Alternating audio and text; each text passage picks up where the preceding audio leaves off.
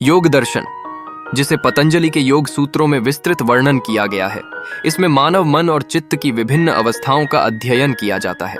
चित्त का अर्थ केवल मन नहीं है, बल्कि यह उस अंतर्मन की गहराई में जाकर उसके अनेक गुणों और अवस्थाओं का वर्णन करता है। चित्त पुरुष और प्रकृति के संयोग से उत्पन्न मन, बुद्धि और अहंकार का समूह है। महर्षि व्यास योग दर्शन के अंतर्गत चित्त की 5 प्रकार की अवस्थाओं या 5 चित्त भूमियों को मानते हैं। योग दर्शन के अनुसार चित्त मुख्यतः 5 प्रकार की भूमियों में वर्गीकृत किया जा सकता है: क्षिप्त, मूढ़, विक्षिप्त, एकाग्र और निरुद्ध। क्षिप्तावस्था चित्त की वह अवस्था कहलाती है जिसमें चित्त रजोगुण के प्रभाव में रहता है। इस अवस्था में चित्त काफी चंचल हो जाता है तथा सक्रिय रहता है। उस चित्त का ध्यान किसी एक चीज पर केंद्रित नहीं हो पाता है, लेकिन इस हालत में इंसान का चित्त एक वस्तु से दूसरी वस्तु की ओर दौड़ता रहता है।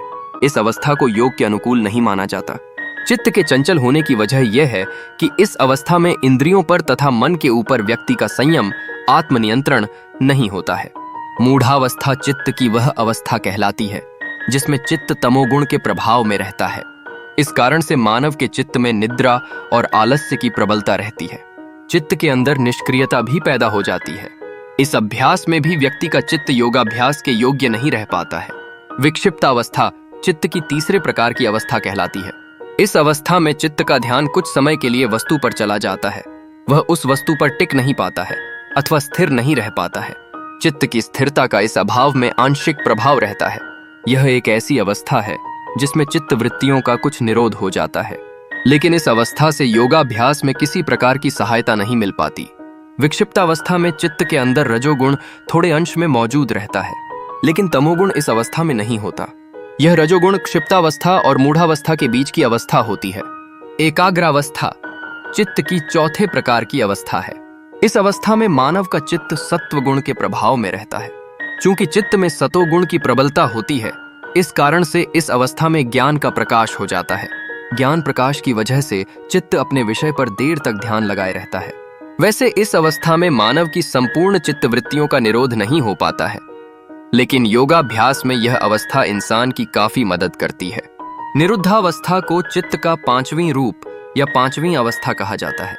इस अवस्था में मनुष्य अपने चित्त को सभी विषयों से हटाकर एक विषय पर एकाग्र या ध्यानमग्न कर लेता है।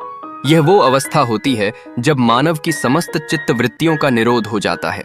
फलस्वरूप चित्त के अंदर पूरी तरह से स्थिरता आ जाती है। आसपास के विषय मानव के चित्त को अपनी ओर आकर्षित नहीं कर पाते हैं। इस प्रकार क्षिप्तावस्था और मूढ़ावस्था क्लिष्ट चित्त की वह स्थिति है जहां मन पर भावनाएं और विकार भारी पड़ते हैं। जैसे ही कोई व्यक्ति दुहक, क्रोध या चिंता के भावों से ग्रसित होता है, चित्त की यह स्थिति अनियंत्रित और जटिल होती है। इससे ध्यान केंद्रित करना कठिन होता है और व्यक्ति की मानसिक स्पष्टता कम हो जाती है। यही वह अवस्था है जहां व्यक्ति अपने आसपास की स्थिति से प्रभावित होता है और उसका विवेचनात्मक दृष्टिकोण कमजोर पड़ जाता है। इस प्रकार विक्षिप्तावस्था विक्लिष्ट चित्त की वह स्थिति है जहां मन में द्वंद्व और अस्थिरता होती है। इस अवस्था में व्यक्ति विचारों के अंतहीन क्रम में उलझा रहता है। इससे चित्त की गति बढ़ जाती है, जिससे मानसिक शांति नहीं मिल पाती। यह वह अवस्था है जहां व्यक्ति ज्ञान और अनुभव के आधार पर सही गलत का निर्णय नहीं कर पाता। प्रायः यह स्थिति तब उत्पन्न होती है जब व्यक्ति भौतिक इच्छाओं और मानसिक तनाव को सामना कर रहा होता है और कोई भी निर्णय लेने की स्थिति में नहीं होता है। एकाग्रावस्था अभिधीय चित्त की वह स्थिति है जहां मन कहीं न कहीं संतुलित और स्पष्ट होता है। व्यक्ति इस स्थिति में अपने भीतर की आवाज को सुन सकता है और आंतरिक स्थिरता का अनुभव करता है। यहाँ विचार स्पष्ट और संक्षिप्त होते हैं, जिससे व्यक्ति सही निर्णय लेने में सक्षम होता है। यह अवस्था मानसिक अनुशासन और ध्यान साधना से प्राप्त होती है, जो आंतरिक शांति और आत्मबोध का अनुभव कराती है। अंत में निरुद्धावस्था निष्क्रिय चित्त की वह स्थिति है जहां मन पूरी तरह से शांत और चित्त की सभी प्रवृत्तियों से, सभी विकारों से मुक्त हो जाता है। योग दर्शन के अनुसार तत्व ज्ञान की प्राप्ति तब तक नहीं की जा सकती जब तक कि मनुष्य का चित्त विकारों से पूरी तरह मुक्त नहीं हो जाता। इसलिए यह ध्यान की सबसे ऊंची अवस्था मानी जाती है, जहां व्यक्ति ब्रह्म के साथ एकाकार हो जाता है। यहाँ व्यक्ति आत्मा के असीम विस्तार का अनुभव करता है और सांसारिक बंधनों से मुक्त होता है। यह अवस्था योग के अंतिम लक्ष्य का प्रतीक है, जिसका पालन साधकों द्वारा किया जाता है। क्षिप्तावस्था, मूढ़ावस्था और विक्षिप्तावस्था। चित्त की ये 3 अवस्थाएं चित्त की साधारण अवस्थाएं कहलाती हैं, जबकि एकाग्रावस्था और निरुद्धावस्था को चित्त की असाधारण अवस्थाएं कहा जाता है। योग दर्शन में चित्त को स्थिर बनाए रखने के लिए तथा चित्त वृत्तियों, विकारों के निरोध में लिए अष्टांग मार्ग, यम, नियम, आसन, प्राणायाम, प्रत्याहार, धारणा, ध्यान और समाधि का उपाय बताया गया है।